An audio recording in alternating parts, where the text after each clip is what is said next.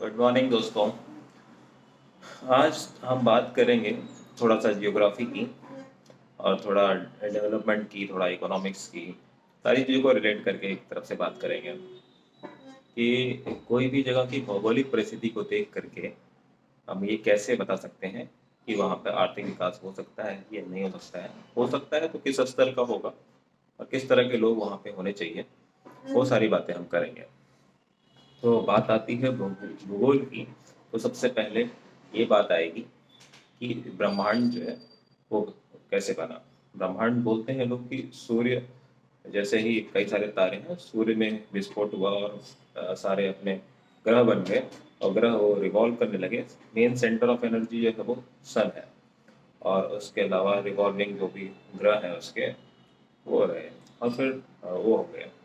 तो आपका पृथ्वी एक ऐसा एकमात्र ऐसा ग्रह था जो भौगोलिक परिवेश में ऐसा मतलब स्टेबल हुआ, ऐसी पोजीशन पे स्टेबल हुआ जहाँ पे ना तो ज़्यादा सूरज की एनर्जी पहुँच पाई, ना कम, ना धूप ज़्यादा पड़ पाई, ना कम। मतलब ऐसा स्टेबिलिटी आई उस पृथ्वी में, पृथ्वी के आकार में, कि धीरे धीरे वो ठंडा होकर के वहाँ पे पानी और ये आपकी सारी चीज़ें, पानी पेड़ पौधे डेवलप हो गए।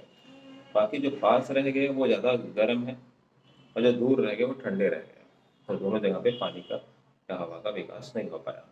तो सबसे पहली बात ये है कि पृथ्वी की भौगोलिक स्थिति ऐसी पोजीशन पे है, वो सूर्य से इतने डिस्टेंस पे है कि वहाँ पे आपका गोला वो ठंडा हो सकता है और बाहर का स्तर, बाहर का जो आपका पृथ्वी का बाहर का पार्ट है वो आपका ठंडा हो गया। तो अभी लोग ये रिसर्च का विषय है कि पृथ्वी के अंदर क्या है। अब इसकी भी एक बार को जल्दी से बात कर लेते हैं। तो पृथ्वी के अंदर लोग बोलते हैं मैग्मा है और उसके अंदर सबसे ऊपर जो क्रस्ट है, फिर आपका मतलब बेस पॉइंट कोर है, कोर के ऊपर मेंटल है, मेंटल के ऊपर क्रस्ट है, ठीक है। तो अंदर वो हीट है, हीट जो है आपका वो ज़्यादा हीटेड फॉर्म है, उसको एज ए मतलब हीट प्रोवाइड करके मैग्मा को बाहर निकलता है तो वहाँ ज्वालामुखी एरप्शन हो जाता है, वोल्केनो एरप्शन, ज्वालामुखी विस्फोट होता है और भूकंप के आने का यही रीज़न है, ठीक है। तो इस थ्योरी को हम समझने के लिए इस तरह से समझते हैं कि अगर कोई एक बड़ा कोयला है जो आग की भट्टी में डाला गया है, अब उस कोयले को हम एज ए सूर्य मानते हैं।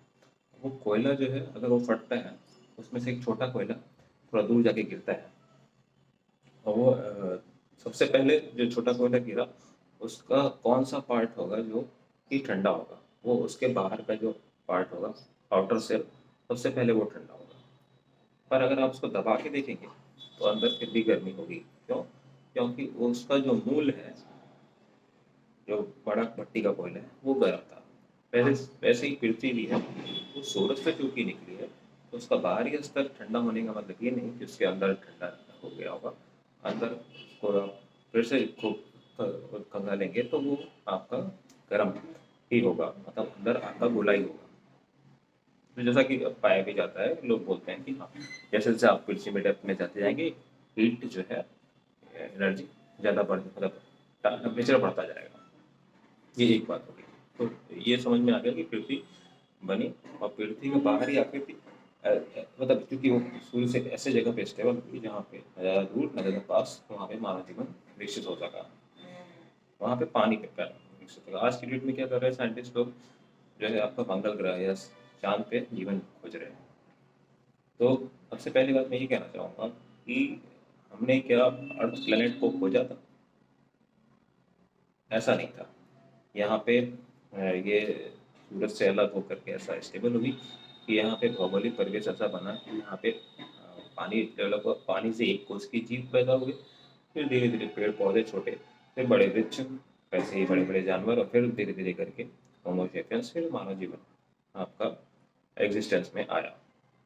ये बात हुई, मतलब कि इसके भौगोलिक परिवेश ऐसा था कि हम मानव यहाँ पे विकसित हो सके। हमने इस पृथ्वी को ईजाद नहीं किया, ना हमने यहाँ पे डिस्कवरी की कि ये जगह पे जी पानी है कि नहीं है।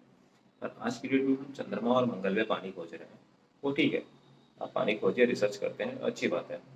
पर अगर वहाँ पे पानी होता तो सूरज है तो धूप भी होती, धूप और पानी है तो हवा होती, और वैसे बात है पानी वो हीट के फॉर्म में वो वाष्प बनता, ऊपर बादल होता, बादल से वर्षा होती, सारी चीजें होती। मतलब वो एज लाइक पृथ्वी होता है।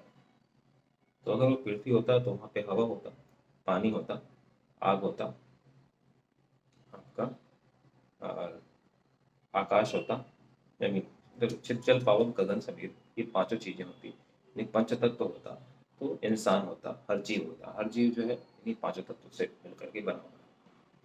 तो चूंकि वहाँ पे ये सारे तत्व नहीं है, तो इसलिए जो है वहाँ पे अभी तक कोई मानव जीवन या फिर कोई पशु पक्षी नहीं जाता हो रहा है। अभी लोग बोलते हैं कि हाँ एलियन है, हो सकता है ऐसा कुछ, वो अलग विषय है।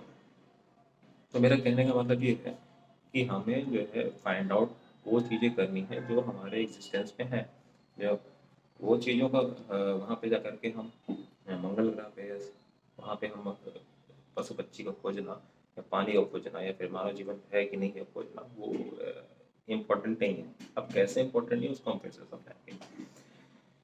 मैं ये फिर से ये स्टार्ट करता हूँ कि भौगोलिक परिवेश से हम किसी जगह की अर्थव्यवस्था की बात करें। पहले तो भौगोलिक परिवेश से एग्जिस्टेंस की बात हमने करी अभी तक कि पृथ्वी पे ही एग्जिस्टेंस क्यों है, कि यहाँ का एनवायरनमेंट इस तरह से बना सूरज से अलग होने की वजह से कि आउटर सेल पे पानी का, हवा का, आकाश का, सब चीज़ का, ये पांचों तत्वों का वो हो गया। तो उसी के अकॉर्डिंग जो है आपका पृथ्वी में जीवन हुआ, जीवन विकसित हो गया, मानव जीवन, पेड़ पौधे होने लगे, जानवर होने लगे।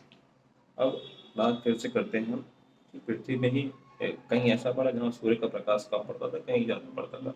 तो कहीं आपका जहाँ पे कम पड़ा वहाँ पे ठंड प्रदेश हो गया, जहाँ पे ज़्यादा पड़ा, जहाँ पानी ज़्यादा बरसा वहाँ पे आपका जंगल हो गए, और पहाड़ों पे डिफरेंट टाइप के जीव हुए, समुद्र के किनारे दूसरे तरह के एनवायरमेंट, दूसरे तरह के जीव हुए।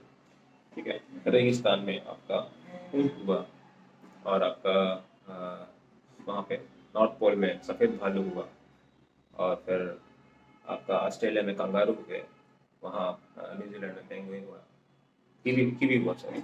तो ये सारी चीज़ें अपने भौगोलिक परिवेश के हिसाब से हर जगह पे लोग इजाद जन्म हुए, जन्म लिए। यूरोप में लोग गोरे होने हुए वहाँ पे, और इंडिया में जो है आपका हमारे तरह के गेहुआ कलर के लोग हुए, और आपका अफ्रीका में थोड़ा सा ब्लैक हुए, उनका अलग फीचर है, हर जगह का अलग अलग feature according to their environment वो डेवलप हुए। ठीक है, मतलब वो अपने भौगोलिक परिवेश के हिसाब से ही डेवलप होते चले गए। अब हम बात करते हैं कि हाँ, अरे भारत के जलवायु की बात करते हैं। भारत अपने आप में ऐसा समग्र जलवायु है कि, और हर तरह के जीव जंतु, हर तरह के लोग यहाँ पे हैं। मतलब यहाँ पे काले लोग भी हैं, गोरे भी हैं, यहाँ समुद्र भी है, पहाड़ भी है, झरना भी है, जंगल भी है, छोटे पक्षी भी हैं, बड़े पक्षी भी हैं, आदमी भी हर प्रकार के हैं, पहाड़ी हैं आपके, तेलुगु, तमिल, मतलब एक तरह से आप ये सकते हैं विद इन इंडिया आप पूरे वर्ल्ड वाइड जो भी लोगों की प्रकृति के मतलब विभिन्नताएं हैं, वो सारी चीज़ें आप एक इंडिया में ही देख सकते हैं। मतलब आप इंडिया को एक छोटा मैप मान सकते हैं पूरे वर्ल्ड का इन टर्म्स ऑफ प्राकृतिक संपदा और मानव जीवन या जीव जंतु के विकास के अकॉर्डिंग। ये बात हो गई, क्योंकि इसमें ही सब कुछ है, इंडिया इंडिया में। तो अब हम बात करते हैं कि भौगोलिक परिवेश से विकास की बात कर रहे थे, हम फिर से उसी टॉपिक पे आते हैं। तो अगर हम किसी पहाड़ का विकास करना है, तो उस पहाड़ को अगर काट काट के हम वहाँ सड़कें बना रहे हैं, वहाँ इंडस्ट्रीज डेवलप करते हैं, तो हम ये सोचना हमें ज़रूरी है कि क्या हम उस जगह का विकास कर रहे हैं या उसको डिस्ट्रॉय कर रहे हैं। डेवलपमेंट और डिस्ट्रक्शन में क्या अंतर है, वो चीज़ को समझना बहुत बहुत हद तक ज़रूरी है। जैसे कि नैनीताल या अल्मोड़ा या रानीखेत जैसे पहाड़ी क्षेत्र जो है, अगर वहाँ पे इंडस्ट्रियल डेवलपमेंट किया जाएगा, तो कल की डेट में जो उसका मेन फीचर्स है, जो पर्यटन है या फिर वहाँ के लोग हैं, अ, जो उनका फीचर्स है, उस चीज़ को हम क्या करेंगे, खत्म कर देंगे, और वहाँ पे भी प्रदूषण कर देंगे दिल्ली की तरह। तो हम उसका डेवलपमेंट नहीं करेंगे, हम उसको डिस्ट्रक्ट करेंगे। तो वो चीज़ थोड़ा आदमी को समझना चाहिए, गवर्नमेंट को भी समझना चाहिए कि क्या डिस्ट्रक्शन है, क्या डेवलपमेंट है। और डेवलपमेंट की बात आई है तो हम शुरुआत से फिर से बात करते हैं कि भौगोलिक परिवेश के हिसाब से हमारे यहाँ पे भाषा का भी इजाद हुआ। भाषा भी जो है आपका जन्म ली, जिस तरह के भौगोलिक परिवेश में जिस तरह की कथाएं हम लोग सुनते गए, वहाँ पर हम लोग बोलना भी सीखे। वहाँ के लोग जो है अरबियन वाले अरबी बोलने लिए, उधर इंग्लिश में इंग्लिश बोलते थे, और फिर हमारे इंडिया वाले जो है वो हिंदी संस्कृत को देते थे, मतलब महत्व देते थे पुराने ज़माने में। पर अभी क्या हो रहा है, हम इंग्लिश की ओर भाग रहे हैं। जब से आपका मॉडर्न आप मान सकते हैं आप, मतलब कि ईसा मसीह जन्म के बाद से, जैसे जब अंग्रेजों ने हमारे पर राज किया, उसके बाद से हम हिंदी भाषी लोग हम इंग्लिश की ओर भाग रहे हैं। तो इससे क्या फायदे क्या नुकसान है वो देखते हैं। हम बात करते हैं डार्विन की, लैमार्क की, जिन्होंने अनुकूलन का सिद्धांत दिया। ओके, और उसके अलावा ग्रेगर जॉन मेंडल, जिन्होंने मतलब आपका संकरण का, ये सारी चीज़ें जो है कहीं ना कहीं से हमारे यहाँ मतलब बड़े बड़े हर तरह के मैथमेटिशियन से लेकर के वैज्ञानिक तक रहे हैं हमारे यहाँ पे, और उन्होंने चीज़ें सीखी हैं यहाँ की भौगोलिक परिवेश से, ना कि कॉपी करके। आज की डेट पे हम क्या करते हैं, हम उनके नॉवल, उनके लिटरेचर, उनकी चीज़ों को कॉपी करते हैं। इवन तो अगर वो आज क्रिप्टो करेंसी यूज़ कर रहे हैं, तो हम भी अपने क्रिप्टो करेंसी फॉर्म करने की बात करते हैं कि हम अपने यहाँ पे भी क्रिप्टो करेंसी ईजाद करेंगे। वो सॉफ्टवेयर डेवलप कर रहे हैं, तो हम भी सॉफ्टवेयर डेवलप कर रहे हैं। हम ब्लाइंडली कॉपी कर रहे हैं फॉरेन कल्चर को। In term of close also, close language, हर चीज़ में उनसे प्रभावित हैं। जैसे कि अब होगा क्या, अगर हम उनसे प्रभावित होते हैं, क्या हम कभी विकसित हो सकते हैं? ये चीज़ थोड़ा समझते हैं कि अगर सफ़ेद भालू प्रभावित हो जाए यहाँ की लोकेलिटी से, जहाँ रेगिस्तान है, तो क्या ये वो यहाँ आगे सर्वाइवल हो सकता है उसका? नहीं हो सकता है, क्योंकि उसका भौगोलिक परिवेश उसके अकॉर्डिंग नहीं है। या फिर आपका ये ऊँट जो है वो चाहे वो यहाँ करके रखा सफ़ेद भालू की जगह पे, जहाँ नॉर्थ में, तो वो भी एग्जिस्ट नहीं कर सकता, एग्जिस्टेंस नहीं है ना वो चल सकता है। हर जगह की अपनी प्राकृतिक कंडीशन, और उसके हिसाब से ही वो वहाँ पे उनका वन्य जीवन जो है या मानव जीवन वो सुगम्य है। तो यहाँ पे क्या हुआ, सबसे पहले आपका बोलते हैं कि देववाणी संस्कृत का विकास हुआ। संस्कृत में ही हमारे जो हिंदू वेद हैं वो सारे वेद जो है संस्कृत में ही लिखे गए। तो उस संस्कृत भाषा का सबसे पहले विकास हुआ वो देववाणी है। वहाँ पे जो है भगवान बोलते हैं, देवता लोग भी भाषा में बोलते थे। पाणिनि ने जो है आपका माहेश्वर सूत्र लिखा, जिसमें सारे वॉवल्स थे। तो सबसे पहले भाषा कौन सी है उसकी बात करते हैं। हमारे यहाँ पे हिंदू भाषा थी, मतलब संस्कृत भाषा थी। संस्कृत भाषा में आपके बहुत सारे वॉवल थे, अ आ इ ई उ ऊ ए ओ ओ अंग आ री री, इतने सारे वॉवल थे। और आपका इंग्लिश में अगर बात करेंगे तो 5 वॉवल हैं, ए आई ओ यू। तो ज़्यादा फीचर्ड भाषा वो होगी जिसमें ज़्यादा वॉवल होंगे। तो हमारी हिंदी और संस्कृत भाषा में ज़्यादा वॉवल है, तो उससे हमने ग्रैब्स करके इंग्लिश भाषा बना दी होगी। जो भी हमारे वेदों को पढ़ के वहाँ पे रिसर्च चल रहा है जर्मनी में, उससे उनको कुछ नहीं मिलने वाला है। क्यों नहीं मिलता है? कि वो चीज़ें सीख नहीं सकते हैं, कि उनके प्राकृतिक परिवेश के हिसाब से वो चीज़ें नहीं लिखी गई। वो लिखी गई थी हमारे हिंदू रीति रिवाज या हमारे भौगोलिक परिवेश के हिसाब से वो वेद और शास्त्र जो है लिखे गए। वो जो भी चीज़ें हैं हमारे डेवलपमेंट के लिए, हमें किस तरह से रहना है, सारे रूल रेगुलेशन उन चारों वेदों में बताए गए हैं। ऋग्वेद, सामवेद, अथर्ववेद और यजुर्वेद। इसमें सारी चीज़ें हैं, आपकी संस्कृति, कला से लेकर के विज्ञान से लेकर के आपका कैसे रहना है, संविधान, सारी चीज़ें इस चीज़ में है। पर हमने किया क्या, हमने अपने वेदों को पढ़ने के बजाय हम क्या किया, बाहर के लोगों ने यूनान और यूरोप की कंट्रीज जो भी हमें कॉन्स्टिट्यूशन उन्होंने बनाए, उसको हमने कॉपी करके एक ड्राफ्ट बना करके पुटअप कर दिया, और हमने उससे कॉन्स्टिट्यूशन बना दिया। उस कॉन्स्टिट्यूशन से जजमेंट हो रहा है, ठीक है। पर हमें अपने वेद शास्त्रों को ज़्यादा इम्पोर्टेंस देना चाहिए था, क्योंकि हमारा प्राकृतिक परिवेश उनकी तरह नहीं है। अब वही सेम चीज़ हम डेवलपमेंट को भी माना क्या मान रहे हैं कि वो डेवलप्ड हैं, हम डेवलपिंग हैं। तो उनकी जो चीज़ें हैं वो हम कॉपी कर लेते हैं तो हम डेवलप हो जाएंगे। क्या आप कॉपी करके डेवलप हो सकते हैं? आप एक खुद अगर इंसान, तो आप अपने आप को सोचिए, आप किसी दूसरे इंसान को कॉपी करके आप का डेवलपमेंट होगा, या अपने अंदर की जो चीज़ें हैं, जो आपकी थिंकिंग है, उसको इवेलुएट करके उसको डेवलप करने पे आप डेवलप होंगे। तो ऑब्वियस सी बात है, आपका जो फीचर्स है उसको बाहर लाना है, ना कि किसी दूसरे को कॉपी करना है, एक बात। और दूसरी बात ये है कि आप जिस भौगोलिक परिवेश में हुए नहीं हैं, आप उस चीज़ को सीखने की कोशिश कर रहे हैं, तो अपना टाइम वेस्टिंग है।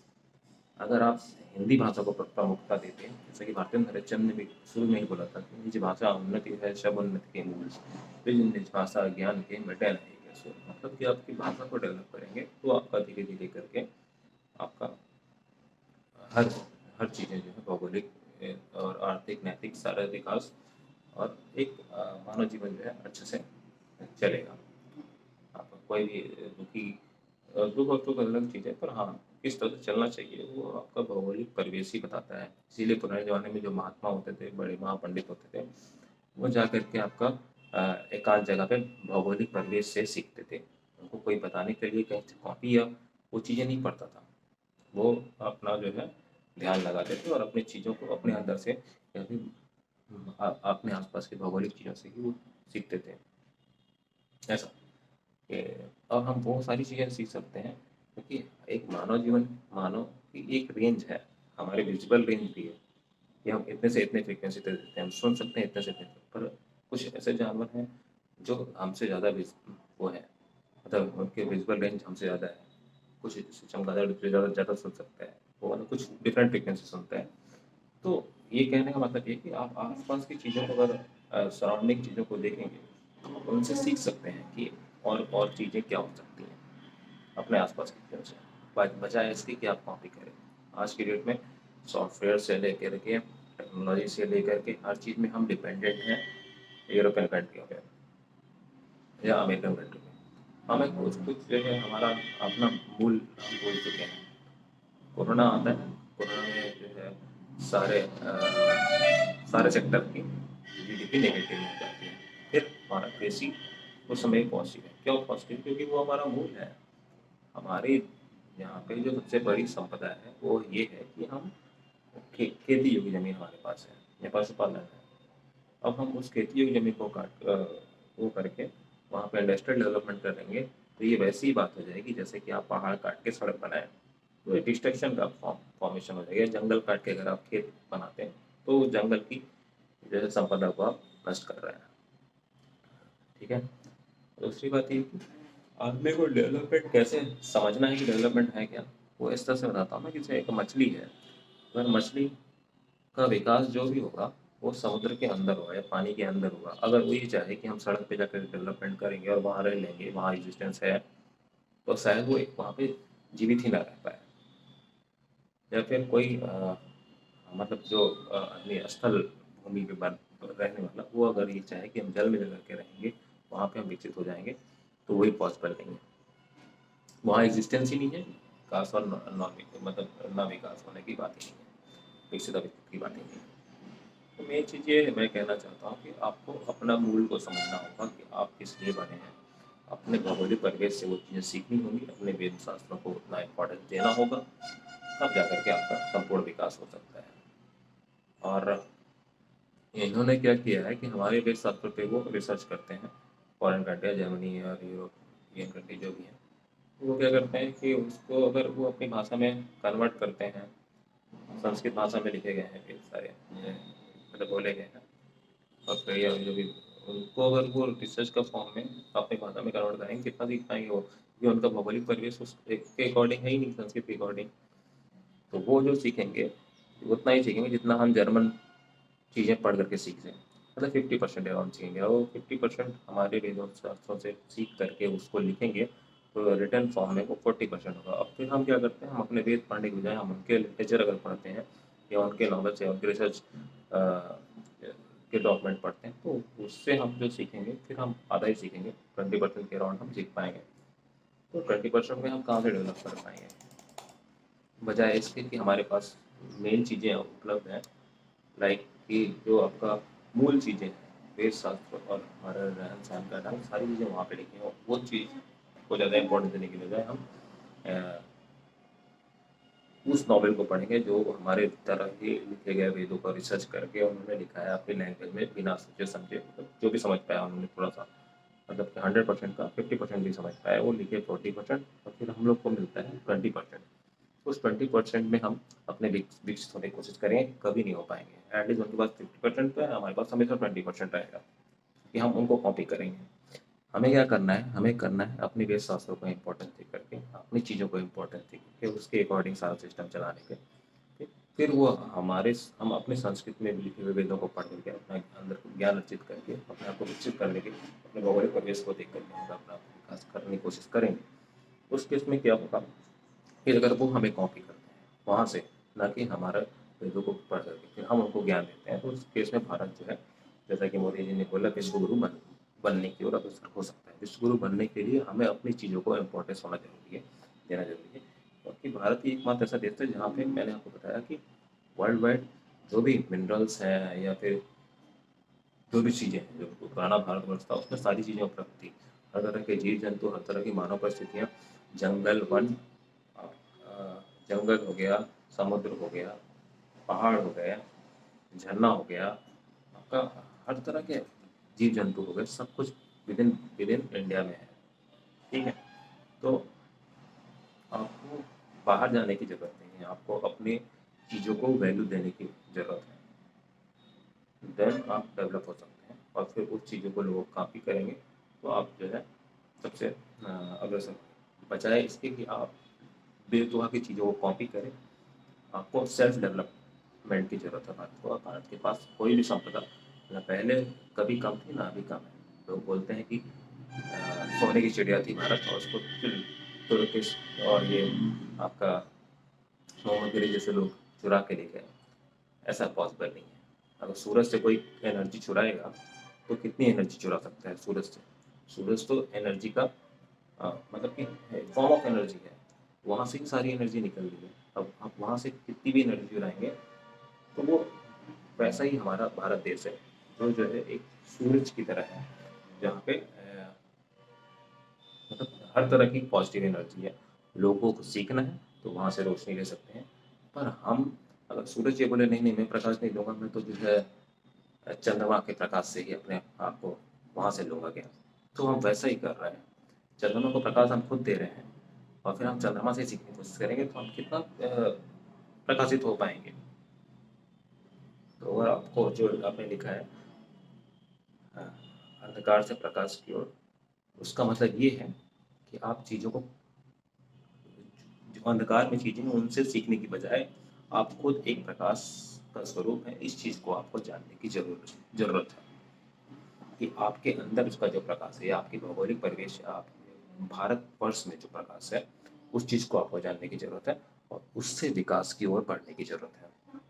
बजाय इसके कि सेम एग्जाम्पल में बात बता रहा हूँ कि सूरज एक जो है सबसे ज़्यादा विशाल का एनर्जेटिक फॉर्म है पूरे ब्रह्मांड में, जो सबसे ज़्यादा एनर्जी सन्निहित है। अब वो अगर ये बोले कि नहीं, मैं अपनी एनर्जी को वो भूल जाए और वो जाकर के इस चंद्रमा से बोले नहीं मैं इसके प्रकाश से प्रकाशित होना चाहता हूँ, तो वो फिर हमेशा डेवलपिंग ही रहेगा। तो आपको ये मानना कि आप जो है चीज़ों को कॉपी करके ही सीख सकते हैं, ये सही चीज़ नहीं है। या आज की डेट में सॉफ्टवेयर डेवलपर क्या कर रहा है, कोड कॉपी कर रहा है, कॉपी पेस्ट कर रहा है। साइंटिस्ट क्या कर रहे हैं, वो उनके रिसर्च टॉपिक जो फॉरेन वाले हैं उनको उनको उस पर रिसर्च कर रहे हैं। अरे उनके रिसर्च टॉपिक पे रिसर्च करके आप किस तरह से साइंटिस्ट बन सकते हैं?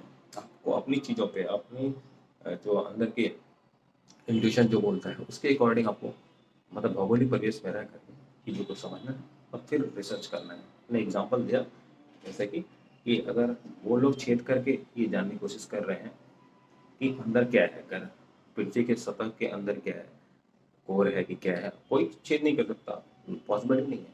उस केस में आपको क्या करना है, आपको ब्रह्मांड में विलीन होकर के अपने दिमाग को इस तरह से स्टेबलाइज करना है कि आपका दिमाग सोच सके इस तरह से।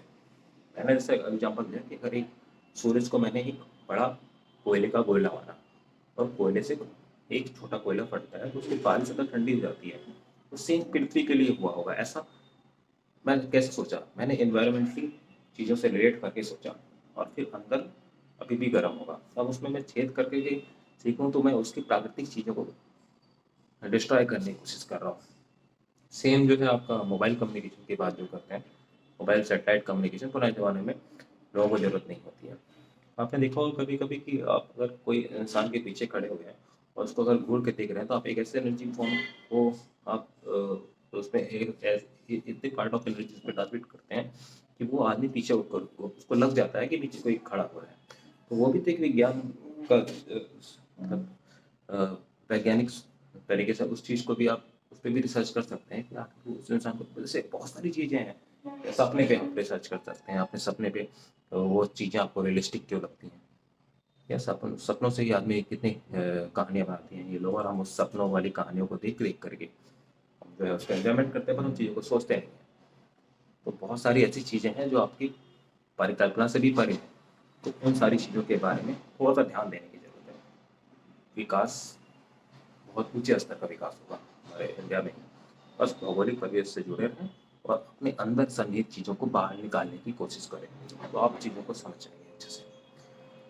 बाकी इकोनॉमिकल डेवलपमेंट एक कॉपी के फॉर्म में जैसा ये कर रहे हैं कि आपको फिक्स कॉन्सेप्ट है, जेपी मॉर्गन और आपका जो भी पुराने बेंजामिन ग्राहम या आपके स्टॉक मार्केट को ही अगर आप कहते हैं कि डेवलपमेंट है, ये बहुत छोटे स्तर की बात है। तो इन सब चीज़ों पे आप ध्यान ना दें। आप अगर एक संपूर्ण मानव जाति का विकास करते हैं, उसका मतलब ये नहीं कि आप केवल फाइनेंशियल सिस्टम को विकसित करेंगे। फाइनेंशियल सिस्टम एक ऐसा सिस्टम है जिसको मानव ने बनाया है। अब वो सिस्टम अगर मानव को ड्राइव करेगा तो ये तो डिजास्टर हो गया। आपको हर चीज़ें जो है अपने फिजिबिलिटी के लिए बनानी है, और वो कैसे होगा, अपने भौगोलिक परिवेश को बिगड़ने ना दें। जहाँ पहाड़ है वहाँ पहाड़, जहाँ झरना है वहाँ झरना हो। किसी गांव को आप शहर बना देंगे, वो गांव नहीं रह गया, तो आपने उसको ख़त्म कर दिया है, उसका विकास नहीं किया है। सेम चीज़ हर जगह के लिए हर तरह के लोग जो हैं, और जो लोग जिस चीज़ में अपनी एबिलिटी रखते हैं, पराकाष्ठा है जिनकी, उनको उसी क्षेत्र में अग्रसित होना चाहिए। अतः अपने पहले सबसे पहले इंसान को अपना मूल समझना चाहिए, वैसे अपने देश को भी अपना मूल समझना चाहिए। उस मूल के अकॉर्डिंग अगर वो विकसित होना चाहते हैं, और उसके अकॉर्डिंग अगर आप जो है सोच रखेंगे, तो 110% आपका विकास होना ही होना है, और हमारा भारत देश जो है, भारतवर्ष, वो फिर से एक बार को विश्व गुरु बनने की ओर अग्रसर हो सकता है। धन्यवाद।